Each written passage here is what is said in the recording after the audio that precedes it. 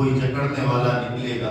یا ایتھا النفس المطمئنہ، اے اطمینان والی جان، ارجعی، اب تو اپنے پروردگار کی طرف چل، الی ربک راضیۃ مرضیہ، اس طرح کہ تو اس سے خوش اور وہ تجھ سے خوش، فادخلی فی عبادی، پھر تو میرے بندوں میں شامل ہو جا، وادخلی جنتی، اور میری جنت میں داخل ہو جا۔ احکم الحاکمین کی گرفت، یہ اللہ تبارک و تعالیٰ کا اپنے بندوں پر انتہائی کرم ہے کہ اس نے اس زندگی میں ہماری رہنمائی کے لیے پورا انتظام فرما دیا ہے، اور اس انجام کو کھول کر ہمارے سامنے رکھ دیا ہے، جو مرتے ہی سامنے آنے والا ہے۔ اب اگر آج کسی کی سمجھ میں اللہ اور اس کے رسول کی بات نہیں آتی، یا سمجھ میں تو آتی ہے مگر وہ اس کے مطابق زندگی کا رخ موڑنے کے لیے تیار نہیں ہے، تو آج اسے یہ اختیار حاصل ہے کہ وہ جو راہ چاہے اختیار کرے، لیکن جب قیامت میں پوری حقیقت سامنے آ جائے گی، اور قیامت میں کیا مرتے ہی بات سمجھ میں آ جائے گی، اور تمنا کرے گا کہ اب اسے اگر دوبارہ دنیا کی زندگی کا موقع مل جائے تو اپنی زندگی میں بال برابر بھی اللہ کی ہدایت سے ہٹ کر قدم نہ رکھے، لیکن اس وقت نہ اس بات کے سمجھنے کا کوئی فائدہ ہوگا اور نہ اس کا موقع ملے گا۔ اس وقت تو اللہ تعالیٰ کے جزا اور سزا، اس کے انعام و احسان یا اس کی پکڑ اور عذاب کا وقت ہوگا، اور اس کا عذاب وہ سخت عذاب ہوگا کہ اس کے برابر کوئی دوسرا عذاب ممکن نہ ہوگا، اور اس کی پکڑ وہ سخت پکڑ ہوگی کہ اس جیسی کسی دوسری پکڑ کا تصور بھی نہیں کیا جا سکے گا۔ الامان والحفیظ، یعنی اللہ تبارک و تعالیٰ ان تمام چیزوں سے ہماری حفاظت فرمائے۔ اسی کو فرمایا جاتا ہے فَيَوْمَئِذٍ لَا يُعَذِّبُ عَذَابَهُ أَحَدٌ وَلَا يُوثِقُ وَثَاقَهُ أَحَدٌ، بس اس روز نہ تو خدا کے عذاب کے برابر کوئی عذاب دینے والا نکلے گا، اور نہ اس کے جکڑنے کے برابر کوئی جکڑنے والا نکلے گا، یعنی ایسی سخت سزا اور قید کرے گا کہ دنیا میں کبھی کسی نے کسی کو نہ اتنی سخت سزا دی ہوگی، نہ ایسی سخت قید کی ہوگی۔ الامان والحفیظ، کیونکہ اول تو اس کا عذاب روحانی اور جسمانی ہوگا، دوم ایسا سخت ہوگا کہ ویسا دنیا میں ہو ہی نہیں سکتا، سوم دنیا کے عذاب کی انتہا خواہ وہ کیسا ہی کیوں نہ ہو موت ہے، جس کے آنے پر چھٹکارا ہو جاتا ہے، مگر وہاں موت بھی نہیں کہ چھٹکارا ہو جائے، پھر وہاں کی جیل سے نہ کوئی نکل سکتا ہے، نہ لے دے کر کوئی راحت حاصل کر سکتا ہے، ہمیشہ کی قید، پھر وہاں کی مار اور دکھ، سانپ اور بچھو، زنجیر اور بیڑیاں، عذاب روحانی اور جسمانی۔ الامان والحفیظ، ایسی قید اور کون کر سکتا ہے؟ یہاں تک تو اہل محشر کے مجرموں اور ظالموں کا حال بیان ہوا جو ان پر قیامت میں طاری ہوگا، اس کے بعد صالحین اور مومنین کا حال بیان فرمایا جاتا ہے کہ جنہوں نے دنیا میں زندگی اللہ تعالیٰ کے حکموں اور ہدایت کے موافق گزاری ہوگی، جنہوں نے زندگی میں ہر قدم پر اللہ تعالیٰ کی رضامندی کو اپنے سامنے رکھا ہوگا، جنہوں نے اللہ کی خوشنودی کے مقابلے میں کسی دوسرے کی رضامندی کا کوئی خیال نہ کیا ہوگا، تو ان کے ساتھ اس روز کیا معاملہ پیش آئے گا، ان کا کیسا اکرام و اعزاز کیا جائے گا، ان کو کیسی تسلی اور تشفی کا خطاب سننا نصیب ہوگا، ان کو کیسے راحت اور آرام کی جگہ بھیجا جائے گا۔ چنانچہ ارشاد ہوتا ہے یا ایتھا النفس المطمئنہ ارجعی الی ربک راضیۃ مرضیہ فادخلی فی عبادی وادخلی جنتی، یعنی ان سے محشر میں کہا جائے گا کہ اے نفس مطمئنہ، تو اپنے پروردگار کے جوار رحمت کی طرف چل، اس طرح سے کہ تم اس سے خوش اور وہ تجھ سے خوش، پھر ادھر چل کر تو میرے خاص بندوں میں شامل ہو جا اور میری جنت میں داخل ہو جا۔ سبحان اللہ، اللہم اجعلنا منہم۔ اللہ تعالیٰ سے دعا کریں کہ اللہ تعالیٰ ان میں ہمیں شامل فرمائے۔ اللہ تعالیٰ میدان حشر میں یہ خطاب ہم کو بھی سننا نصیب فرمائے، آمین۔ اس خطاب میں پہلے ہی صالحین مؤمنین کو یا ایتھا النفس المطمئنہ، یعنی اے اطمینان والی جان فرما کر تسلی اور تشفی فرما دی کہ اس خوف و ہراس کے وقت وہ اس لفظ نفس مطمئنہ کو سنتے ہی عذاب و عقاب کی دہشت سے مطمئن ہو جائیں گے۔ گویا یہ خطاب کا پہلا ہی لفظ بطور خوشخبری کے سنایا جائے گا کہ تجھے اطمینان ہے تو دنیا میں جس محبوب حقیقی سے لو لگائے ہوئے تھا، اب ہر قسم کے جھگڑوں سے یکسو ہو کر راضی و خوشی اس کے مقام قرب کی طرف چل اور اس کے مخصوص بندوں کے زمرے میں شامل ہو جائے، اور اس کی عالیشان جنت میں جو ہمیشہ کے لیے عیش و آرام کا گھر ہے قیام کر، جہاں تم کو ہر وہ چیز ملے گی جس کی تم خواہش کرو، اور پھر وہاں کی نعمتیں ابدی ہیں، مطلب ہمیشہ ہمیشہ کے لیے ہیں، جو کبھی ضائع نہ ہوں گی، کبھی کم نہ ہوں گی، کبھی چھینی نہیں جائیں گی۔ اللہم اجعلنا منہم، آمین۔ بعض روایات سے معلوم ہوتا ہے کہ مومن کو موت کے وقت بھی یہ بشارت سنائی جاتی ہے، اور عارفین کا تجربہ تو یہ بتلاتا ہے کہ اس دنیا کی زندگی میں بھی ایسے نفوس مطمئنہ اس طرح کی بشارت کا فی الجملہ حظ اٹھاتے ہیں۔ اللہ تعالیٰ اپنے فضل و کرم سے ہم کو بھی نفس مطمئنہ نصیب فرمائے۔ نفس تین طرح کے ہوتے ہیں، نفس امارہ، نفس لوامہ اور نفس مطمئنہ۔ خلاصہ یہ ہے کہ انسان کے نفس کی تین صفات ہیں، امارہ، لوامہ، مطمئنہ۔ امارہ کفار اور دنیا کی لذت و شہوات پر فریفتہ لوگوں کی صفت ہے، اور یہ نفس امارہ ان کو ابدی بدکاری اور بدعملی پر بار بار حکم کرتا رہتا ہے اور وہ مانتے رہتے ہیں۔ نفس لوامہ یعنی ملامت کرنے والا، جو اپنی برائیوں پر ملامت کرے، یہ عام مسلمانوں کی صفت ہے۔ ان میں حس و ادراک باقی ہے اور گناہ کو گناہ سمجھتے ہیں اور دل میں گناہ کر کے رنج و غم اور افسوس کرتے ہیں۔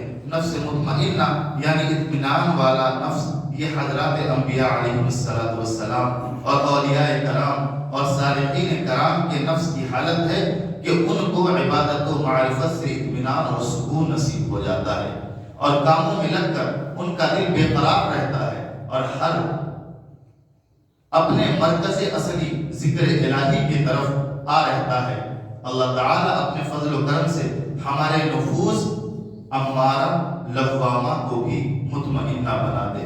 ہم دنیا سے رخصت ہوتے وقت نفس مطمئنہ کے ساتھ رخصت ہوں، ایسی دعا فرمائیں۔ اس سورہ کا خلاصہ یہ ہوا کہ اس سورت کی ابتدا میں اس پر 4 قسمیں کھائی گئی ہیں۔ کفار پر اللہ کا عذاب واقع ہو کر رہے گا۔ اس کے بعد سورہ فجر میں 3 مضامین نمایاں طور پر مذکور کیے گئے ہیں، قوم عاد، قوم سمود اور فرعون جیسے متکبروں اور فسادیوں کے قصے اجمالی طور پر ذکر کیے گئے ہیں، جو اپنی سرکشی اور جرائم کی وجہ سے اللہ کے عذاب کے مستحق ٹھہرے۔ اللہ کی سنت اور دستور یہ ہے کہ وہ دنیا کی زندگی میں انسان کو خیر و شر، فقر و غنا، صحت و بیماری جیسی آزمائشوں میں مبتلا کرتا رہتا ہے۔ وہ مال کی محبت میں بڑا لالچی ہے، اس کا پیٹ بھرتا ہی نہیں۔ قیامت کے دن جو زلزلے اور خطرناک حالات پیش آئیں گے، ان کا ذکر کرتے ہوئے بتایا گیا ہے کہ انسان 2 قسموں میں تقسیم ہو جائیں گے، شقی یعنی بدبخت لوگ اللہ کے غضب کے حقدار ہوں گے، اور نفس مومن جسے مطمئنہ کہتے ہیں کہا جاتا ہے، اسے اپنے رب کی طرف لوٹنے اور جنت میں داخل ہونے کے لیے کہا جائے گا۔ یہ جتنی بھی نہیں ہے، جب اقرار سے نہیں ہے، اعمال سے ہے، تو لما تقولون ما لا تفعلون، جو آپ کرتے نہیں وہ کہتے کیوں، جو آپ کرتے نہیں وہ کہتے کیوں، اور جب وہ چیزیں کہیں گے تو اس کا اثر ظاہر ہو جائے گا، اس کا اثر اس طرح سے رہے گا نہیں۔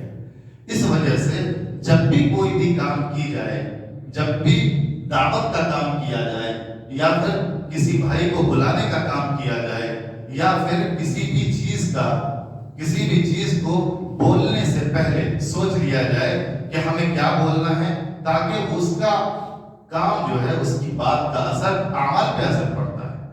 تو اس وجہ سے ہمیں اللہ تبارک و تعالیٰ کو راضی کرنا ہے، تو راضی کرنے کے لیے ہم دنیا میں بھیجے گئے، راضی کرنے کے لیے دنیا میں بھیجے گئے۔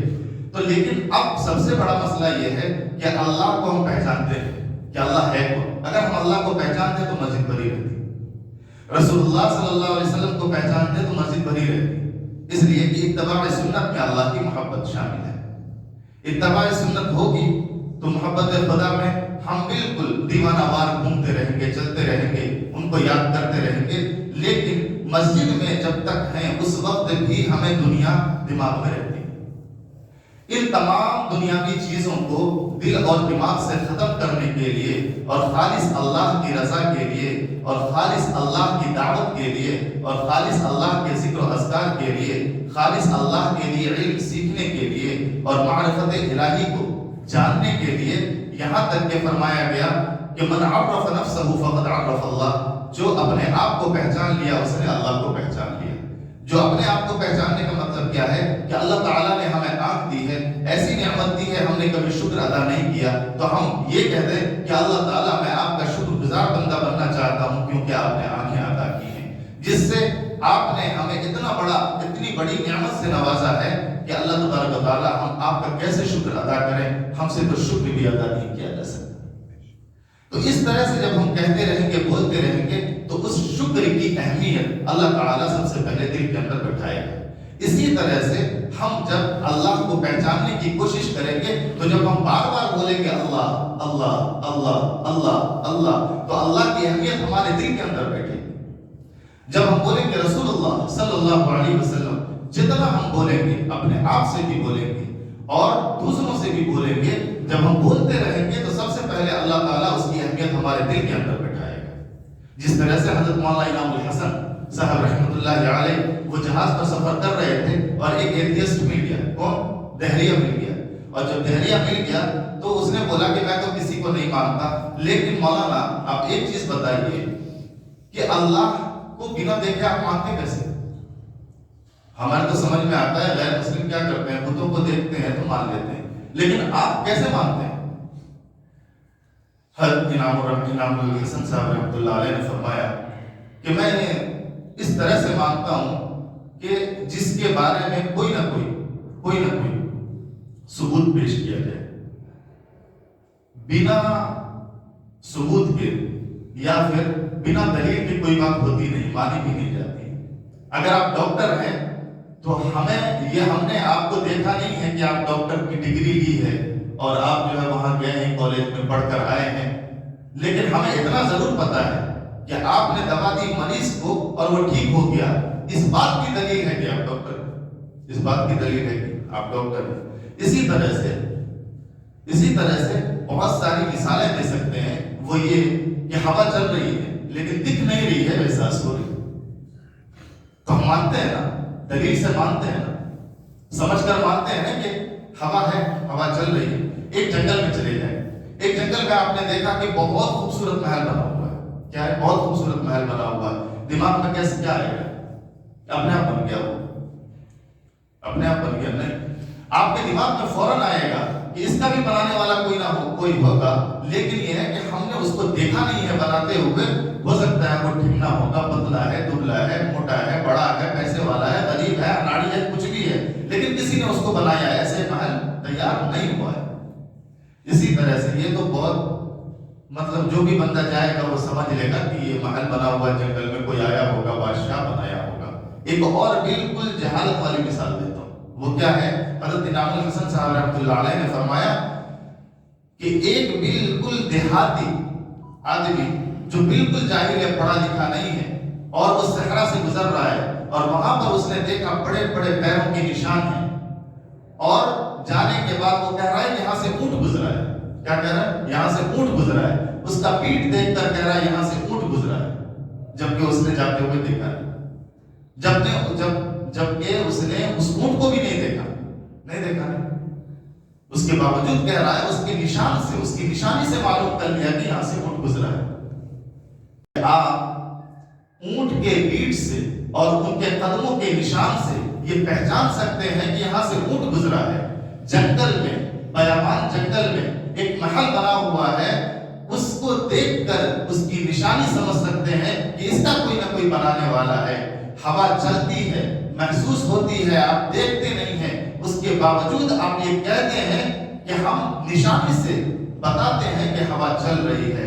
اسی طرح سے اتنے ہزاروں مثالیں ہیں کہ آپ کو ہم نے دیکھا نہیں کہ آپ ڈاکٹر ہیں، لیکن ہم نے آپ یہ سمجھنے کی کوشش کرو کہ اتنی بڑی زمین اور اتنا بڑا آسمان، اس کا بھی کوئی بنانے والا ہوگا کہ نہیں؟ تو جب ایک معمولی چیز کو ہم نشانی سے پہچان لیتے ہیں کہ اس کا کوئی بنانے والا ہے اور وہاں جانے والا ہے اور اس کی نشان سے گواہی دے دیتے ہیں، تو اللہ کو پہچاننے کے لیے یہ کافی ہے کہ آسمان اتنا بڑا اوپر ہے اور زمین اتنی بڑی فرش بچھا دی گئی ہے، یہ کیا ایسے ہی بن گیا؟ کوئی نہ کوئی تو بنانے والا ہوگا، اور جو بنانے والا ہے اسی کو ہم کیا کہتے ہیں؟ اللہ۔ اسی کو ہم کیا کہتے ہیں؟ اللہ۔ تو میرے بھائیو، میرے بزرگوں، معرفت الہی بے حد ضروری ہے، اور معرفت الہی کے لیے، اللہ کو پہچاننے کے لیے اپنے نفس کو پہچاننا ضروری ہے۔ جو شخص من عرف نفسہ فقد عرف اللہ، اگر کوئی انسان گھاس پر بھی غور و فکر کرے گا تو وہ اللہ تک پہنچ جائے گا۔ اگر کوئی شخص اپنے دل کے اندر، اپنے اعضاء کے اندر، اپنے انگلیوں میں، اپنے پوروں میں، اپنے پیروں میں، اپنے چلنے کی طاقت میں، اپنی صلاحیت میں، رات میں، دن میں، اٹھنے میں، بیٹھنے میں، ہر اعتبار میں اگر تھوڑا تھوڑا بھی غور کر لے گا تو اللہ تک پہنچ جائے گا۔ یہ معرفت الہی ہے۔ اسی توحید کو پھیلانے کے لیے ہر گھر جا کر کیا کرتے ہیں؟ اللہ تبارک و تعالیٰ کے دین کو، اللہ تبارک و تعالیٰ کی وحدانیت کو ہر ایک امت مسلمہ کے دل کے اندر اتر جائے، اسی کا نام تبلیغ، اسی کا نام تبلیغ۔ اور اسی تبلیغ کو پھیلانے کے لیے، لوگوں تک پہنچانے کے لیے یہاں جماعت آتی ہے، اور پوری دنیا میں یہ کام ہو رہا ہے۔ یہ طے بات ہے کہ حضور اکرم صلی اللہ علیہ وسلم سے زیادہ پریشانی اور تکالیف کسی نے بھی نہیں اٹھائی۔ راستے پر کانٹے بچھا دیے گئے، سجدے میں اوجھڑیاں ڈال دی گئی پیٹھ پر۔ اتنی محبت دین سے، اتنی محبت، اتنی شغف دین سے کہ حضور اکرم صلی اللہ علیہ وسلم نے دین کی سربلندی کے لیے اتنے تکالیف اٹھائے۔ طائف کے سرزمین کا واقعہ آپ دیکھ لیجئے اور پڑھ لیجئے اور سن لیجئے، آپ لوگ تو الحمدللہ سمجھدار ہیں، سمجھ میں آئے گا کہ دین کی اہمیت کیا ہے۔ کیوں؟ اس وجہ سے کہ یہ بڑی قربانیوں کے بعد ملا ہے۔ بڑی صحابہ کرام کٹے ہیں، شہید ہوئے، صحابہ کرام شہید ہوئے، کس کے لیے؟ دین کے خاطر۔ تو اللہ تبارک و تعالیٰ کو دین بہت زیادہ پسند ہے۔ ان الدین عند اللہ الاسلام، لیکن اس کا طریقہ کار کیا ہے؟ طریقہ کار یہ ہے وَمَنْ أَحْسَنُ قَوْلًا مِّمَّنْ دَعَا إِلَى اللَّهِ وَعَمِلَ صَالِحًا وَقَالَ إِنَّنِي مِنَ الْمُسْلِمِينَ۔ کیا کہ اس شخص سے بہتر کون ہو سکتا ہے جو اللہ کی طرف دعوت دے، إِلَى اللَّهِ وَرَسُولِهِ، اور اس کے رسول کی طرف دعوت دے۔ تو یہ جو جماعت آتی ہے، جماعت کا مقصد صرف اور صرف یہ ہوتا ہے، وہ 1 روپے لینے کے لیے نہیں آتی، وہ کھانے کے لیے نہیں آتی، وہ صرف اور صرف آپ سے ہمدردی کے لیے آتی ہے اور ہم سے ہمدردی کے لیے آتی ہے۔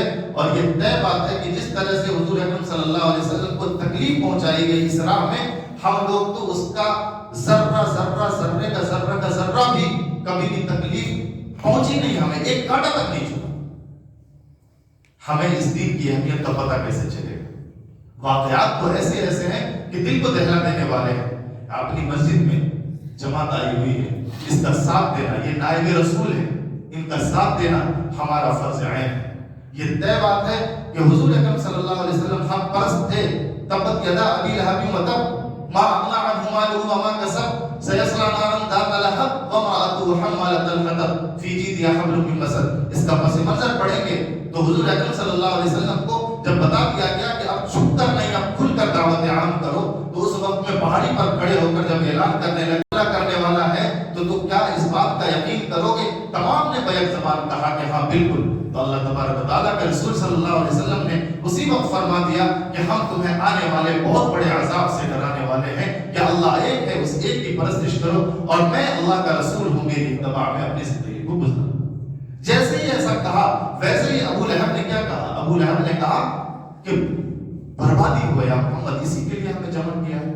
تو پتہ یہ لگا، یہ بتانے کا مقصد کیا تھا؟ یہ بتانے کا مقصد یہ تھا کہ سب سے پہلے اپنے ہی آپ کے مخالفت ہو جائیں گے، سب سے پہلے اپنے ہی مخالف ہو جائیں گے۔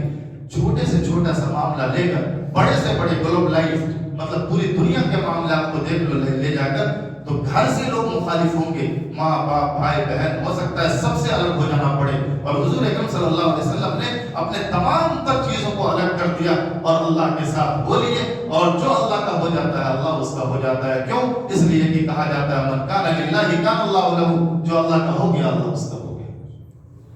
تو اللہ تبارک و تعالیٰ نے ایک انفرادی محنت کر کے ایک اتنی بڑی جماعت تیار کر دی تا قیامت ختم نہیں ہو سکتی. اس لیے ہمیں کیا کرنا ہے؟ حضور اکرم صلی اللہ علیہ وسلم کے مشن کو لے کر اس کے ساتھ ہو لینا ہے اور چل دینا ہے، اور ہمیں آگے پیچھے نہیں دینا. کوئی ناراض ہو تو ہونے دو، کوئی ناحق حق والے کو دبا نہیں سکتا. ہاں بھلے تھوڑی دیر کے لیے پریشانی آئے گی، اللہ تبارک و تعالیٰ نے اس کے لیے فرمایا کیا وتواصوا بالصبر. حق جب پھیلا ہوگے تو اس پر تمہیں صبر کرنا پڑے گا، تکالیف آئیں گی تمہیں صبر کرنا پڑے گا. جب ہم صبر کریں گے، ابھی بھی ہم صبر کر رہے ہیں، پوری دنیا کا ماحول دیکھ لیجئے، لیکن اس کے باوجود حق کے خلاف سب ہوتا ہے. لیکن سیرت کا مطالعہ کریں گے، حضور اکرم صلی اللہ علیہ وسلم کے راستے پر چلنے کی کوشش کریں گے اور اتباع سنت میں تمام پریشانیوں کا حل ہو جائے گا. اس لیے ہم کیا کریں گے؟ ہم صبر کے ساتھ، شکر کے ساتھ اپنا کام کرتے رہیں گے. اپنے بھائیوں کو جہنم سے بچا کر کیا کریں گے؟ جنت میں لانے کی کوشش کریں گے. ہدایت دینے کا کام اللہ کا ہے، لیکن دعوت دینے کا کام ہمارا ہے. اللہ تبارک و تعالیٰ سے دعا ہے کہ اللہ تبارک و تعالیٰ اس مسجد کے بنانے والے جناب شاکر صاحب ان کی روزی روٹی میں ترقی نصیب فرمائے، اور اللہ تعالیٰ سے یہ بھی دعا فرمائے کہ ان کے زوج محترمہ جناب عطیہ صاحبہ مرحومہ، ان کے لیے مسجد صدقہ جاریہ ہو جائے. اور اللہ تعالیٰ سے یہ بھی دعا فرمائے مسجد ہادہ کے ذمہ دار جناب سلمان صاحب، ان کے جان میں، مال میں، عزت میں، آبرو میں برکت نصیب فرمائے. اور اللہ تعالیٰ سے یہ بھی دعا فرمائے کہ جتنے بھی حاضرین میں تشریف فرما ہے اللہ تبارک و تعالیٰ تمام کے جان میں، مال میں، عزت میں، آبرو میں برکت نصیب فرمائے. اور اللہ تبارک و تعالیٰ دعوت کو زندہ اور پائندہ فرمائے اور ہدایت عام فرمائے. اللہ تبارک و تعالیٰ سے دعا فرمائے کہ اللہ تبارک و تعالیٰ ہم تمام لوگوں کو کہنے سننے سے زیادہ عمل کی توفیق نصیب فرمائے. سبحان اللہ و بحمدہ، سبحانک اللہم و بحمدک، ونشہد ان لا الہ الا انت ونستغفرک ونتوب الیک. سبحان ربک رب العزة عما یصفون وسلام علی المرسلین والحمد للہ رب العالمین.